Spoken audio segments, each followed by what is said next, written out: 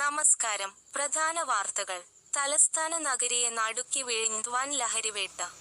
വിഴിഞ്ഞം മുക്കോല കേന്ദ്രീകരിച്ച് നടത്തിയ മിന്നൽ പരിശോധനയിൽ മാരക ലഹരിമരുന്നായ MDMAയുമായി 2 യുവാക്കളെ നെയ്യാറ്റിൻകര എക്സൈസ് സംഘം പിടികൂടി.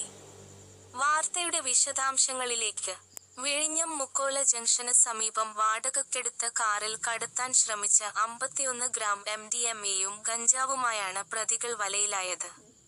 കാസർഗോഡ് വെള്ളരിക്കുണ്ട് സ്വദേശി ജിഷ്ണു, 30, മലപ്പുറം കരുവാരകുണ്ട് സ്വദേശി സഹലുറഹ്മാൻ, 36 എന്നിവരാണ് പിടിയിലായ പ്രതികൾ. എറണാകുളത്ത് നിന്നും വാടകയ്ക്കെടുത്ത വാഹനത്തിലാണ് ഇവർ ലഹരിമരുന്ന് എത്തിച്ചത്. Neyyattinkara excise circle inspector J. Shameer ഖാന്റെ നേതൃത്വത്തിലുള്ള സംഘമാണ് ഈ സുപ്രധാന ലഹരിവേട്ട നടത്തിയത്. പിടിച്ചെടുത്ത മയക്കുമരുന്നിന് വിപണിയിൽ ലക്ഷക്കണക്കിന് രൂപ വിലമതിക്കും.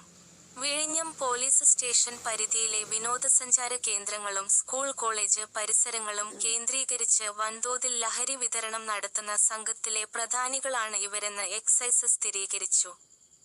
പ്രതികളെ കോടതിയിൽ ഹാജരാക്കി റിമാൻഡ് ചെയ്തു.